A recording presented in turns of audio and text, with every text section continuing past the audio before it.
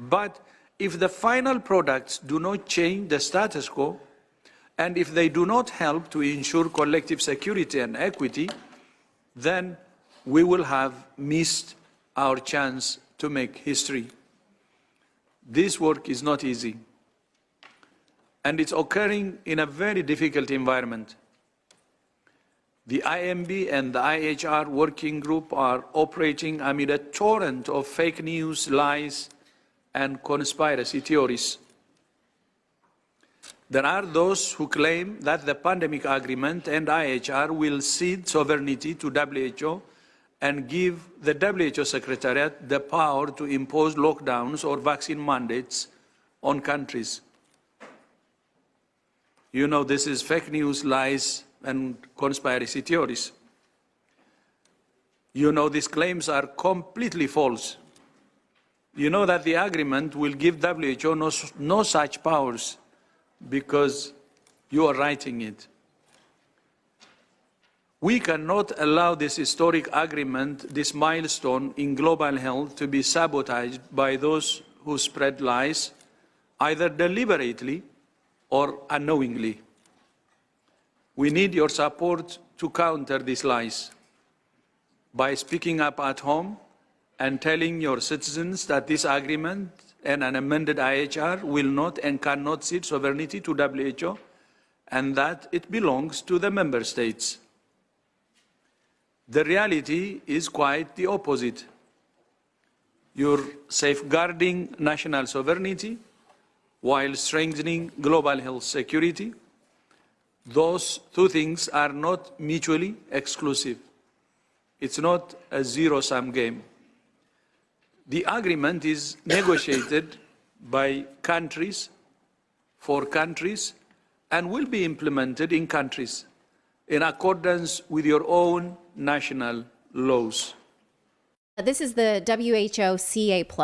It's a treaty that the WHO is pushing on all 194 member states to give them control of all things pandemic. Now, when I read this a couple months ago, I presented you with this chart because it's sort of a bullet points of what they want to do. They want to have the opportunity to define the next pandemic, determine lockdowns, when, who, how long. They want to give themselves surveillance power, determine treatments, vaccine mandates, vaccine distribution, vaccine intellectual property and profits, and they want to redistribute basically everything in the name of pandemics. We're discussing the WHO's so-called pandemic treaty. It's my understanding under the present draft of the treaty, from what I've read, the proposed agreement, if ratified, is that there would be this sort of body, I guess it'd be the WHO or some sort of body underneath it, that would set these policies that then these countries would have to just abide by and wouldn't have any real say in. And that leads me to the question, well, then what is this? I mean, it looks to me like colonization by another name. There is a meeting about having a new pandemic. Well, it's called an accord because the Americans didn't like the word treaty. It couldn't get through their Senate. But a accord. It's already got 25 leaders in the world, including a British Prime Minister, who have signed up to this. Expected that most countries in the world would sign up to it, which would basically have a pandemic response and preparedness policy decided by the World Health Organization. And they would basically decide whether or not countries should or should not lock down, when they should or should not lock down, with punishments and sanctions if they do not follow what the World Health Organization has directed. So it's bad enough, I think, having elected, accountable governments making these decisions about our lives. This is an unelected, unaccountable body that is about to be given those powers. What do you make of that? Yeah, I mean, I think there's like two different things that are going on at the same time. One is this, just as you say, Julia, this negotiation of a new treaty. I mean, they can call it an accord if they like, but it's a treaty that, that it has a hodgepodge of things, but it certainly it empowers the World Health Organization to declare pandemics, which it didn't previously have that power. It does seem to enshrine what they call non-pharmaceutical interventions, which is essentially a code word for lockdowns. Into the goals of the pandemic. The other thing that they're doing is, in addition to this new pact or accord, is something called an existing pact called the International Health Regulations. It was an existing treaty from 2005, and they're also updating that, and that has all kinds of interesting things, including calling on member states to appoint somebody who can command an all-of-government approach to managing pandemics, vastly expanding essentially the power of the state during declared pandemics. Where the idea seems to be to better coordinate governments all across the world to when the World Health Organization sort of does But declares if they decide that this is something that requires a lockdown, they sort of wave their wand, and every government that's signed up does as it's told. Yeah, I mean, I mean, it certainly has more power to do as it's told. I mean, I think the key thing here is, to me, is if the World Health Organization were trustworthy, if it had performed well during this lockdown, it would be one thing. The World Health Organization has not earned our trust. In the early days of the pandemic, it grossly exaggerated the mortality rate from the disease. So it said it was like 3 or 4%, when in fact it hadn't done the studies to actually measure the infection mortality rate, which turned out to be something on the order of 0.2 or 0.3 or 0.4%, depending on how old your population was. We are here today because we are all concerned by the World Health Organization's strong pressure to extend its powers, its structural and its financial capacities with a permanent effect over the sovereignty of the countries and over the self-determination of the people. It was in the wake of the COVID-19 crisis that the WHO has initiated a reform process which will bring significant changes to all of us, that will concern every human being and every of the 194 member states on this planet.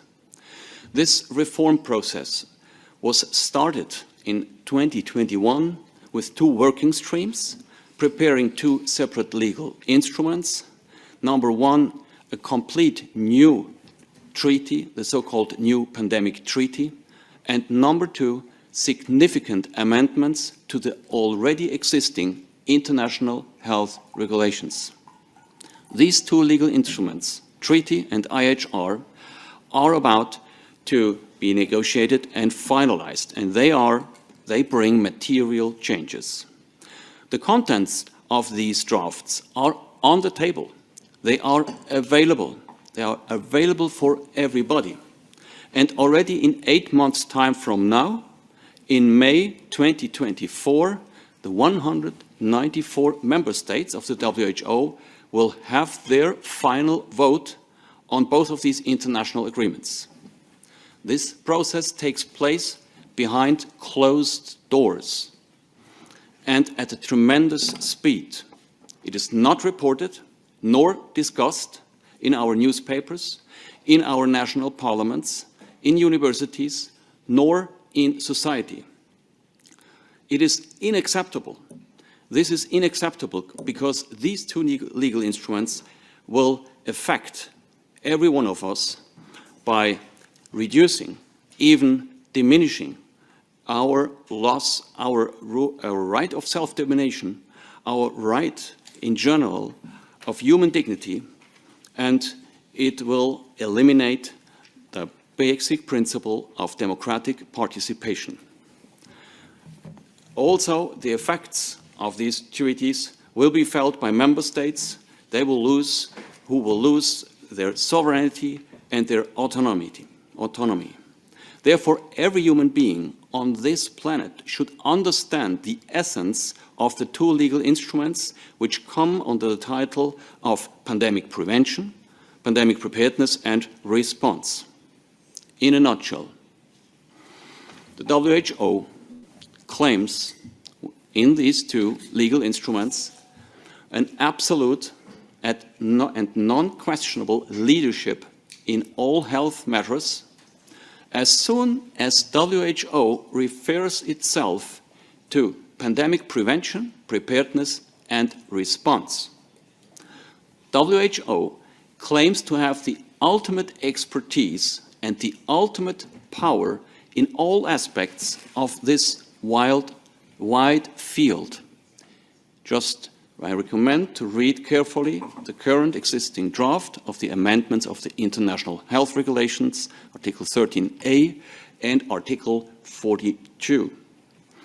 it shall be granted the power of a massive self-authorization whenever it claims to act under this purpose. I recommend to read Article 12 that establishes the preconditions for public health emergency of international concern, together with Annex 2 of the proposed amendments. On the basis of an extremely vague concept, One Health, which basically means anything and nothing, animals' health, ecosystem, concerns about the level of CO2, and of course human health can give rise to permanent measures and even to a public health emergency, to a pandemic called out and declared by the WHO.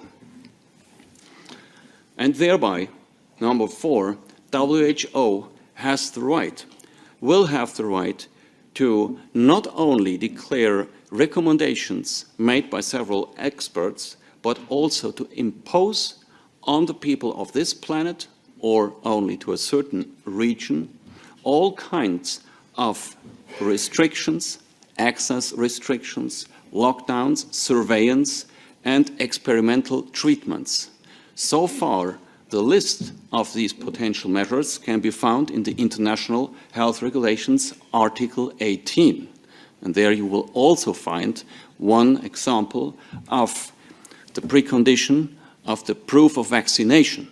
That was so far meant to be non-binding. In the future, as the word binding is eliminated, and as we have explicitly written down in Article 13a, the proposal, and 42 of the proposal, the commitment that the member states will give when they accept these amendments, the commitment that they will have to apply the proposed measures. This is not enough. Further, WHO will most notably reserve and assume the right to define as the sole instance on this planet and to control all information that it claims to be related to health. And this assumes as well the right for censorship and the right to interfere in social communication. It seems to be so important to the WHO that these provisions can be found in both of the international new agreements, in the international health regulations and in the new pandemic treaty. And last but not least, of a brief summary that should any time be given once we speak about these new changes, is the fact that there is no mechanism foreseen that will allow the people or the member states to challenge the assessment of WHO, whether it is the WHO's assessment about a public health emergency, or their assessment with respect to certain measures, or when it comes to the imposing of a regime for what they call vaccination, as experimental as it might be. There will be simply no stop button for none of the member states, and not, of course not, for us, the citizens.